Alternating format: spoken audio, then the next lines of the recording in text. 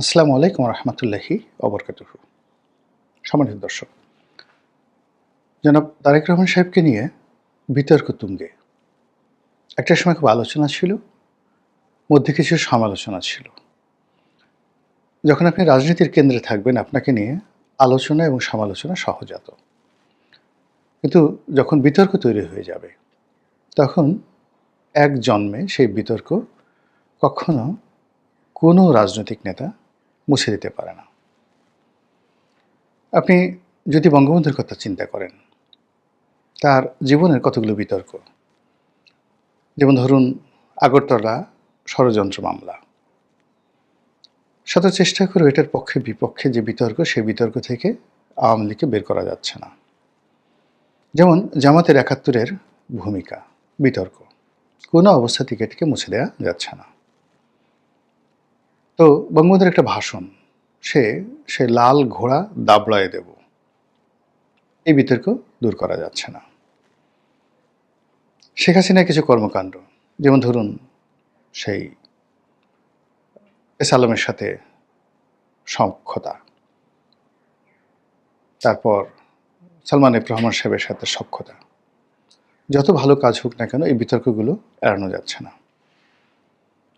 BNP জামানাতে হাওয়া ভবন, ২১শে আগস্টের গ্রেনেড হামলা, শায়েক আব্দুর রহমান বাংলা ভাই, এদের উত্থান, ১০ ট্রাক অস্ত্র মামলা, কিয়ামত পর্যন্ত এই বিতর্কগুলো দূর করা যাবে না। আবার একাকারের সময় যে সকল বিতর্ক, এরশাদের যে সকল বিতর্ক, সে সকল বিতর্ক থেকে এরশাদ যতদিন এই নামটা থাকবে, এরশাদের সেই বিতর্কগুলো কখনো যাবে না। তার দুর্নীতি, তার নারী কেলেঙ্কারি ইত্যাদি যা কিছু আছে, এবং বাংলাদেশের পলিটিক্সটিকে পলিউট করার জন্য, দূষিত করার জন্য তিনি যে সকল কাজ করেছেন, যে নির্বাচনগুলো করেছেন, হানা ভোট, তারপর ৮৬-র ভোট, ৮৮-র ভোট, ডিজিএফআর মাধ্যমে রাজনীতিবিদদেরকে কেনা, এগুলো দূর করা যাবে না। সংসদে ৩০ সেট অলংকার, এই বিতর্ক কখনো দূর করা যাবে না। তো সেই দিক থেকে জনাব তারেক রহমান সাহেবকে নিয়ে যে সকল আলোচনা সমালোচনা হচ্ছিল, ওই পর্যন্তই ওকে ছিল। কিন্তু বিতর্কগুলো ইদানিংকালে খুব মারাত্মক আকার ধারণ করেছে। এখন সে সকল বিতর্ক কি?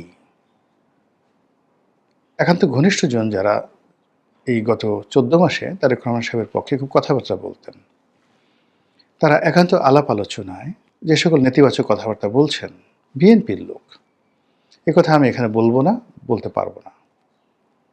বিএনপির যারা শীর্ষ নেতৃবৃন্দ, এই জিনিসগুলো তাদেরকে ভাবতে হবে।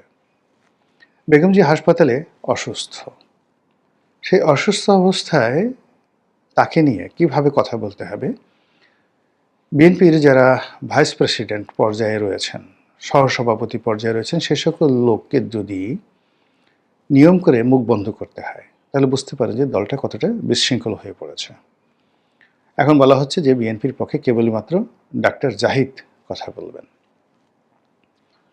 অন্যদিকে এই যেভাবে বেগম জিয়ার সেই অসুস্থতা নিয়ে বিতর্ক তৈরি করা হচ্ছে, বিএনপি এটা মোকাবেলা করতে পারছে না। এখানে দল বেঁধে লোক ভিড় করছে, যাচ্ছে, আসছে, হেলিকপ্টার উড়ছে, এসএসএফের প্রহরা বসানো হয়েছে। এই বিষয়গুলোতে আসলে বিএনপির সিদ্ধান্ত নেয়ার দরকার ছিল। এই সময়টিতে যেমন জামাতের আমির দেখা করতে গেলেন, তারপরে মিয়া গোলাম পারওয়ার দেখা করতে গেলেন, তারা বসলেন, কথাবার্তা বললেন, এবং তাদের সঙ্গে বিএনপি নেতাদের যে মোলাকাত, এবং সেখানে দেখা গেল যে অনেকে হেসে হেসে কথা বলছেন। একটা পরিবারে বা যখন একটা প্রতিষ্ঠানে খুব দুর্যোগ দুর্ঘটনা থাকে, তখন মানুষ যে ধরনের অভিব্যক্তি প্রকাশ করে, বিএনপির ওখানে যারা যাচ্ছেন যে সকল নেতারা, তারা হাসি মুখে কথা বলছেন, অভ্যর্থনা জানাচ্ছেন। এই দৃশ্যগুলো যখন টেলিভিশনে চলে আসছে, বুঝতে পারা যায় যে এখানে কতটা বিতর্ক তৈরি হচ্ছে। অনেকে এটাকে একটা ব্যবসা হিসেবে নিয়েছেন। এনিওয়ে, এখন বেগম জিয়া সুস্থ হয়ে ফিরে আসুন, বা তিনি আল্লাহর ডাকে সাড়া দেন, তার বয়স হয়েছে, ডাজ নট ম্যাটার। কিন্তু তার জানাজাতে শহীদ প্রেসিডেন্ট জিয়াউর রহমান সাহেবের চেয়ে বেশি মানুষ হবে। এই কথাগুলো এই সময়টাতে যারা বিএনপির লোকজন বলছে, মেজাজ ঠিক রাখা যাচ্ছে না। মানে এই কথাগুলো খুবই আপত্তিকর, অরাজনৈতিক, অবিবেচনাপ্রসূত। যার যায় কেবলমাত্র সে বুঝে। বেগম জিয়া এই মুহূর্তে যদি পৃথিবী থেকে বিদায় নেন, সবচেয়ে বেশি ক্ষতিগ্রস্ত হবেন জনাব তারেক রহমান সাহেব। এখন সেই তারেক রহমান সাহেব দেশে আসবেন কি আসবেন না, এই কথাগুলো বলা মানে একজন শোকার্ত, অসুস্থ এবং অসহায় মানুষকে রীতিমতো অপমান করার শামিল। সেই কাজটি তার যারা শত্রু তারা অবলীলা করে যাচ্ছেন। এই কারণ হলো আমাদের দেশে শত্রুর প্রতি বন্ধু ভাবাপন্ন হওয়ার কোনো নজির নেই। কিন্তু বিএনপির লোক কী করছে? বিএনপির লোক এই কথাগুলো স্মার্টলি কেন মিডিয়াকে ফেস করতে পারছেন না? জনাব তারেক রহমান সাহেবের দুজন উপদেষ্টা আসছেন বাংলাদেশে। মানে তারা কতটা সুকর্ম করেছেন আমি বলতে পারবো না, কিন্তু অপকর্ম যা করার সবগুলো করা হয়েছে। একজন পররাষ্ট্রমন্ত্রী হিসেবে সিলেটে যাচ্ছেন, ভবিষ্যৎ পররাষ্ট্রমন্ত্রী। পররাষ্ট্র মন্ত্রণালয়ের যার মানে একটা পিয়ন হওয়ার যোগ্যতা নেই, এখন সে পররাষ্ট্রমন্ত্রী হিসেবে তার সে ভাবসাব, লোকজন কথাবার্তা আলাপ আলোচনা করছে। আর একজন কি মাহাদি আমিন, সে এমপি নমিনেশন দিচ্ছে। এই তুলিকে গিয়ে নমিনেশন দিয়ে দিল মিরপুরে। পুরো মিরপুরের মতো একটা গেটওয়ে, সেখানে গিয়ে বিএনপির মতো সবচেয়ে একটা শক্তিশালী সংগঠন যারা গড়ে তুলেছে গ্রেটার মিরপুরের প্রত্যেকটা সিট, অর্থাৎ গাবতলী, মিরপুর, উত্তরা, টঙ্গী, এটা একেবারে এই পুরো এলাকাটার গেটওয়ে, ইনক্লুডিং সাভার ক্যান্টনমেন্ট। এই পুরো রাজনীতিটি একটি মনোনয়নের মাধ্যমে স্বাধীনতা বিরোধীদের হাতে তুলে দেওয়া হয়েছে। এই কাজটা কেন করা হয়েছে? তুলিকে যদি এত মনোনয়ন দেওয়ার ইচ্ছা ছিল, বেগম জিয়া 4টি আসনে 3টি আসনে দাঁড়িয়েছেন, তার একটা আসন ছেড়ে দিলিতে হয়ে যেত। বগুড়াতে একটা আসন ছেড়ে দিলিতে হয়ে যেত। কিন্তু ঢাকার মতো এরকম একটা সেন্সিটিভ জায়গাতে কেন এখানে দিতে হবে? ঢাকার লোক তো এত বোকা না।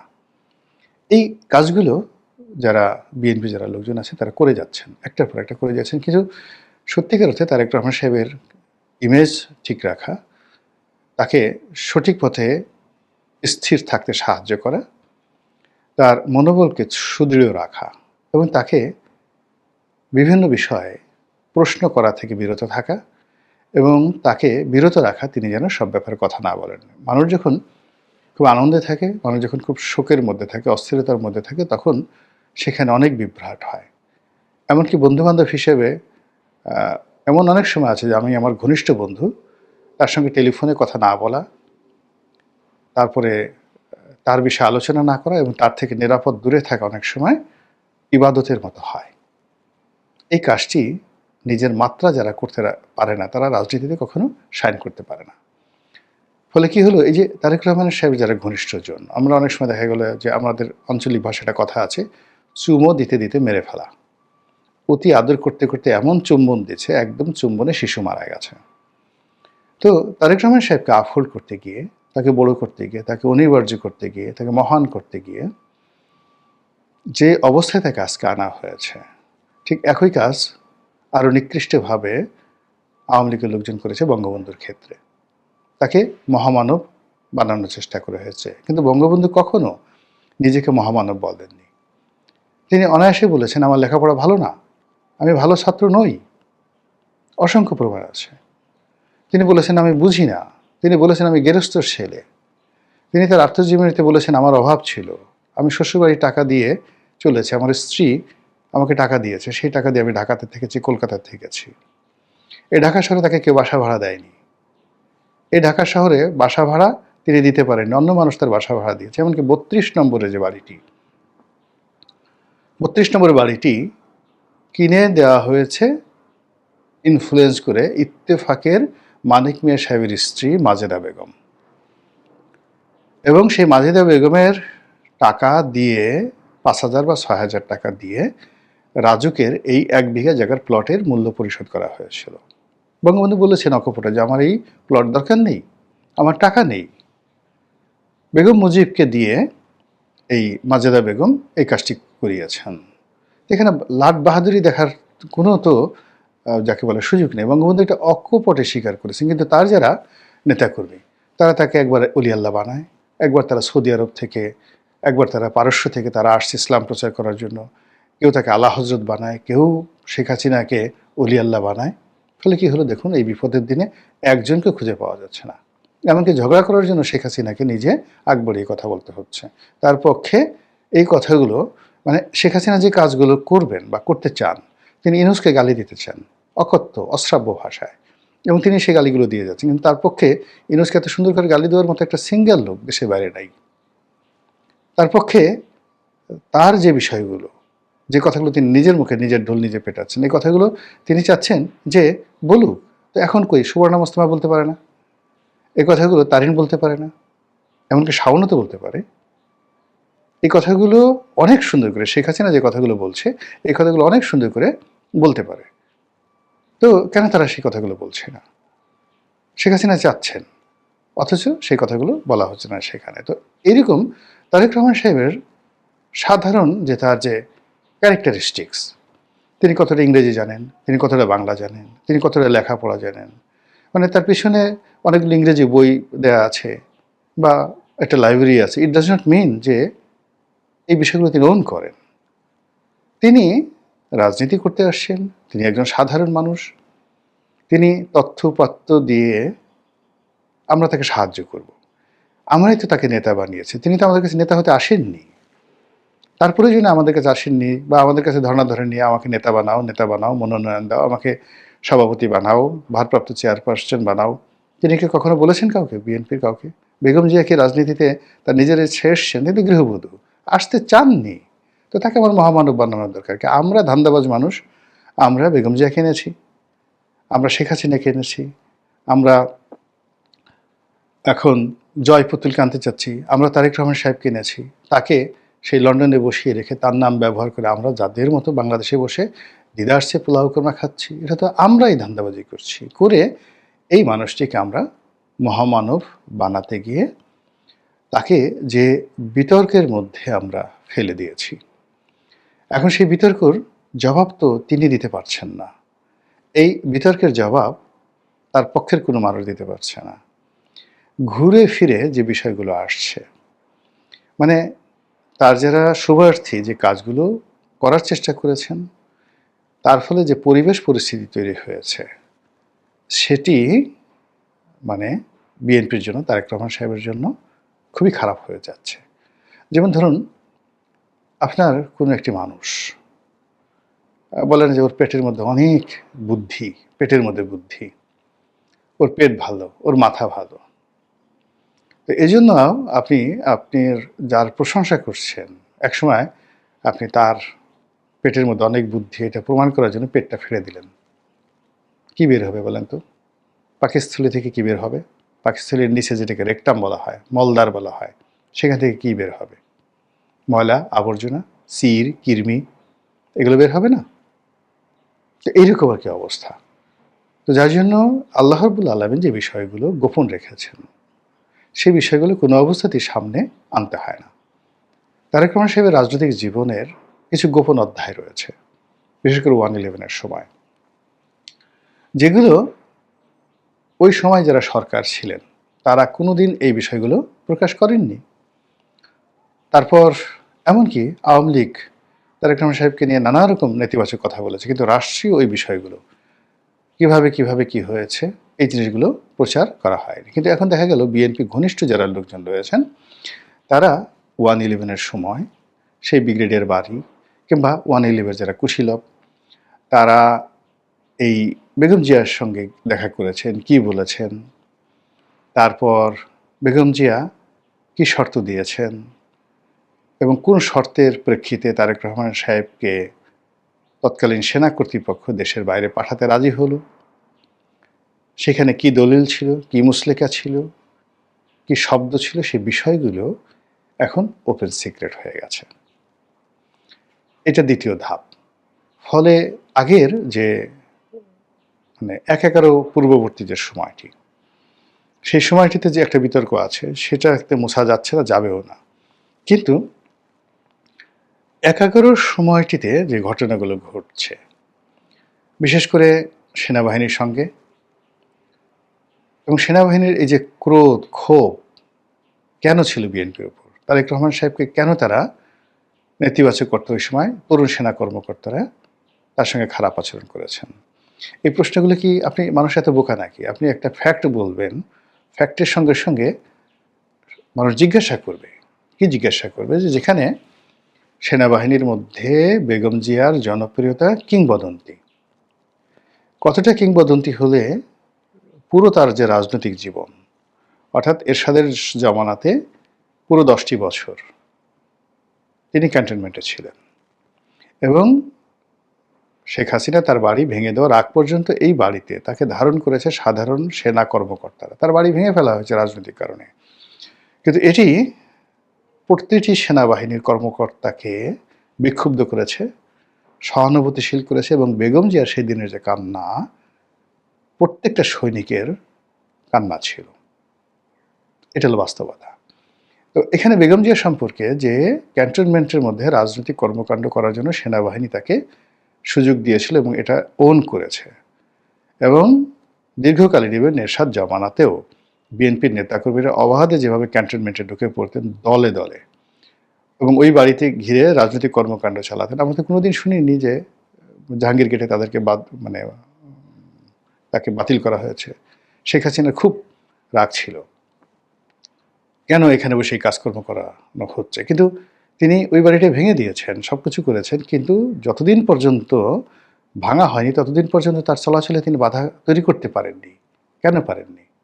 মূল কারণ হলো সেনাবাহিনীর একটা সমর্থন সেখানে ছিল। সেনাবাহিনীর এই সেন্টিমেন্টটাকে বুঝতে হবে, রেসপেক্ট করতে হবে। 1 2 নম্বর হলো যে এমন কি ঘটনা ঘটলো যে 1/11-র সময় যে সেনাবাহিনী মইনুদ্দিন ফখরুদ্দিন তার রিক্রুট করা, তারা কেন তার বিরুদ্ধে গেল? বোঝার চেষ্টা করুন যে এখন জেনারেল ওয়াকারুজ্জামান বা অন্যান্য যে সকল সেনা কর্মকর্তা, সিনিয়র সেনা কর্মকর্তা শেখ হাসিনা কর্তৃক রিক্রুট হয়েছেন, তারা কিন্তু অবস্থার প্রেক্ষাপটে মানে অনেক সিদ্ধান্ত নিচ্ছেন শেখ হাসিনার বিরুদ্ধে। কিন্তু আপনারা লিখে রাখেন, ইফ দে হ্যাভ অপশন, তারা কিন্তু রিভার্স হবে, তাদের কোনো রকম অপশন আসার সঙ্গে সঙ্গে। একইভাবে 111-এর মইনুদ্দিন ফখরুদ্দিন যে পরিবেশে বিএনপির বিরুদ্ধে গিয়েছিল, তারা কিন্তু যখন পরিস্থিতিটা রিভার্স হলো তখন কিন্তু তারা আবার বিএনপির কাছে এসেছিল। লিখে রাখেন, এই কথাটা সত্য। বেগম জিয়ার কাছে গেছিল, কিন্তু সেটাকে আফোল্ড করা, ওন করা বেগম জিয়া পারেননি বা করেননি। জিদ করে বলেছেন যে না, হবে না, তোমরা আমাকে ক্ষমতাচ্যুত করেছো। কিন্তু শেখ হাসিনা সেটা ওয়েলকাম করেছে। এবং এখন আপনি দেখেন, যদি সেনাবাহিনীর পক্ষ থেকে, এমনকি ডক্টর মোহাম্মদ ইউনূসের পক্ষ থেকে কোনো রকম প্রস্তাব শেখ হাসিনার কাছে যায়, উনি সঙ্গে সঙ্গে অ্যাকসেপ্ট করবেন। That's is politics. কিন্তু বিএনপির যারা লোকজন আছে তারা সিদ্ধান্ত নেবেন কি করবেন কি করবেন না, করা ঠিক হবে কি হবে না, আমরা এই কাজ করলে জামাত কি মনে করবে, অমুক কি মনে করে, এই সকল কথাবার্তা বলে সময় নষ্ট করে ফেলবেন। তো একইভাবে এখন তারেক রহমান সাহেবকে বড় করতে গিয়েও তার প্রতি সহানুভূতি তৈরি করার জন্য সেই যে তাকে নির্যাতন করা হয়েছে, এই দৃশ্যগুলো এখন ভাইরাল। কেন আমাকে এই জিনিসগুলো দেখাতে হবে? তাকে মারধর করা হয়েছে, তাকে অত্যাচার করা হয়েছে, ফলে সঙ্গত কারণেই কেন অত্যাচার করা হয়েছে এই প্রশ্ন চলে আসছে। তাকে অত্যাচার করা হয়েছে, ভালো হয়েছে, আমরা এটার করলাম যে যারা এই কাজটা করেছে তা আমরা তাদের বিচার চাই। কিন্তু কেন এই কাজটি করা হয়েছে, যখন এই কেন শব্দটি আসছে, তখন সেখান থেকে কি বের হয়ে আসছে? ভালো কিছু?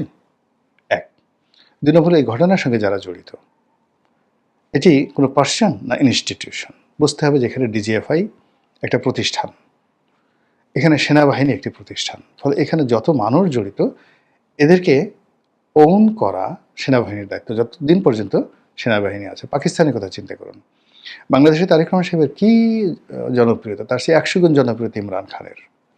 তারেক রহমান সাহেবের কী কোয়ালিটি, তার চেয়ে 1000 গুণ, কোটি গুণ কোয়ালিটি জনাব ইমরান খানের, বিশ্বনন্দিত। কিন্তু পাকিস্তান সেনাবাহিনীর সঙ্গে তিনি পেরেছেন? জীবন শেষ। দেখেন, যে সেনাবাহিনী তাকে নেগোসিয়েশন করার সুযোগ দিয়েছে, বন্ধু হওয়ার সুযোগ দিয়েছে, সেই বন্ধুত্বটা সে যখন নেয়নি, এখন সে বন্ধুত্ব ভিক্ষা করছে, কোনো মতো জেল থেকে বেরোনোর চেষ্টা করছে, কিন্তু এখন আর সেই সুযোগটা নেই ইমরান খানের ক্ষেত্রে। এই যে 2025 সনের ডিসেম্বরে নির্বাচন করার জন্য সেনাবাহিনী যেভাবে বিএনপির সঙ্গে নেগোসিয়েশন করার চেষ্টা করেছিল, জেনারেল ওয়াকারুজ্জামান যেভাবে তারেক রহমান সাহেবকে একটা ওপেন চেক দিয়ে দিয়েছিলেন যে আপনি বিএনপি ডিসেম্বরের নির্বাচনের জন্য সরকারের প্রতি চাপ প্রয়োগ করেন, আমরা আপনার সঙ্গে আছি। তো সেই অফারটা সে গ্রহণ করেনি। গ্রহণ না করে সে কী করেছে, ডক্টর মোহাম্মদ ইউনূসের সেই প্রস্তাবনা রাজি হয়ে এটাকে ফেব্রুয়ারিতে নিয়ে গেছে। ফলে এখন দেখেন তো এই যে আজকের এই দিনে সেনাবাহিনীকে সে এক্সপেক্ট করতে পারছে, কিংবা ডক্টর মোহাম্মদ ইউনূসকে কি তারা ওন করতে পারছে? আমার তো মনে হয় না। সমস্যা হয়ে গেছে। অধিকাংশ যে জিনিসটা হচ্ছে যে তার এই যে ওই সময়টিতে গ্রেপ্তার হওয়া এবং ওই সময়টাতে তার নির্যাতন হওয়া কেন হয়েছিল, কেন সেনাবাহিনী কোকুকে ছেড়ে দিতে চাচ্ছে, বেগম জিয়াকে বিদেশে যেতে মানে তার অনুমতি দিতে চাচ্ছে, কিন্তু তারেক রহমান সাহেবকে কেন ছাড়তে চাচ্ছিল না। মানে এমন একটা সময় এসে গেল যে বেগম জিয়া তার এই সেনাবাহিনীর সঙ্গে নেগোসিয়েশনের জন্য একমাত্র শর্ত দিলেন যে তার ছেলেকে নিরাপদে বিদেশে যেতে দিতে হবে। কেন, হোয়াই? এই জিনিসগুলো কেন এখন সামনে আসবে বলেন তো? এটা তো দরকার ছিল না, কিন্তু সামনে এসে গেছে এবং এগুলো নিয়ে ভীষণ রকম আলোচনা হচ্ছে, প্রতিপক্ষ তালি বাজাচ্ছে, কিন্তু বিএনপির লোকজন এখন পর্যন্ত বুঝতে পারছে না যে এই কাজগুলো কতটা ভয়াবহ পরিণতি ডেকে নিয়ে আসবে। তারা এখনও মনে করছে যে ওই যে তাকে হুইল চেয়ারে করে নিয়ে যাওয়া হচ্ছে, ওই যে যে ছবিটিকে তাকে হাত ধরে টেনে ফ্যানের সঙ্গে বেঁধে রাখা হয়েছে, তাকে যেভাবে অসহায় দুর্বল অবস্থায় পিজি হাসপাতালে নেওয়া হয়েছে, হাসপাতালের সেই জানালা দিয়ে তিনি হাত নাড়ানোর চেষ্টা করছেন, দেখার চেষ্টা করছেন উদাস দৃষ্টিতে, এই দৃশ্যগুলো ভালো না, বিএনপির জন্য ভালো না, তারেক রহমান সাহেবের জন্য ভালো না। আর এই দৃশ্যের সঙ্গে কন্টিনিউয়াসলি একটার পর একটা ধারাবাহিকভাবে যে ফ্যাক্ট চলে আসছে, তিনি বাংলাদেশ থেকে গেলেন, দেয়ার ইজ এ ডকুমেন্ট, কিন্তু এমনি এমনি যায়নি, তাকে গ্রেপ্তার করা হয়েছে সুনির্দিষ্ট অভিযোগ, এবং সেই অভিযোগটাকে প্রমাণ করার জন্য তৎকালীন সেনা কর্তৃপক্ষ একটা ডকুমেন্টেশন তৈরি করেছে। Where is that documentation? এটা কি সেনাবাহিনীর হাতে আছে নাকি আমাদের জুডিশিয়ারির হাতে আছে? বা ওই সময়তে যে যে ট্রাইব্যুনাল করা হয়েছিল শেখ হাসিনা এবং খালেদা জিয়াকে বিচার করার জন্য, সেই ট্রাইব্যুনালে আছে, বিকজ ওখানে তো মামলাগুলো চলমান। Where is the document? সেই ডকুমেন্ট কি আছে? সব কিছু মাফ করে দেওয়া হলো, সব কিছু খালাস করে দেওয়া হলো, কিন্তু ঘটনা তো তা না। There is a document. এগুলো কেন সামনে আসলো এই সময়টিতে? কেন এগুলো নেগোসিয়েশন করা হলো না? সেকেন্ড থিং হলো যে তিনি গেলেন, দেয়ার ইজ এ প্রসিডিউর, তিনি সেখান থেকে গেলেন, ব্রিটেনের ভিসা পাওয়া, সেখানে বসবাস করা, এটা যে কোনো মানুষের জন্যই। There is a rules. Britain ইচ্ছা করলে যে কোনো লোককে আশ্রয় দিতে পারে না। ভারত সর্বোচ্চ চেষ্টা করেছে শেখ হাসিনাকে ইংল্যান্ডে রাখার জন্য, পারেনি। তো শেখ হাসিনাকে ইংল্যান্ডে রাখার জন্য ভারত চেষ্টা করছে, পারেনি, কিন্তু ওই সময় সেনা সমর্থিত সরকার এমনকি জাদু বলে, তো সে মানে তারেক রহমান সাহেবকে ইংল্যান্ডে আশ্রয় দিতে পেরেছিল। এর কারণ হলো এখানে সরাসরি আমেরিকা ইনফ্লুয়েন্স করেছে, আমেরিকা চেয়েছে, তাই ব্রিটেন তাকে আশ্রয় দিয়েছে।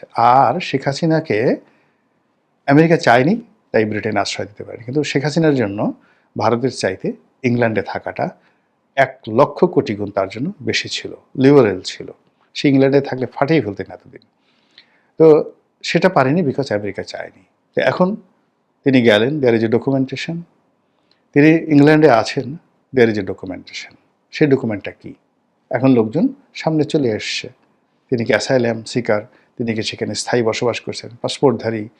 তিনি যদি এমন হন, তার মেয়ের অবস্থা কী, তার স্ত্রীর অবস্থা কী, তার স্ট্যাটাস কী, তার ওখানে কীভাবে পরিবার পরিজন চলছে, তিনি আসবেন কীভাবে, আসতে পারবেন কিনা, আসলে আবার যাবেন কিনা, যেতে পারবেন কিনা, থাকতে পারবেন কিনা, এই অসংখ্য বিতর্ক একটার পর একটা পুরো রাজনীতির অঙ্গনে যে ধোঁয়াশা তৈরি করেছে, সেই ধোঁয়াশার ফলে যে কুয়াশা তৈরি হয়েছে, সেই কুয়াশায় রাজনীতির সমস্ত পথ দুর্বোধ্য, দুর্গম হয়ে পড়েছে। 1 গজ দূরে কি হচ্ছে এটা বোঝা যাচ্ছে না। মহান আল্লাহ আমাদের সবাইকে হেদায়েত দান করুন এবং হেফাজত করুন। আসসালামু আলাইকুম ওয়া রাহমাতুল্লাহি ওয়া বারাকাতুহু।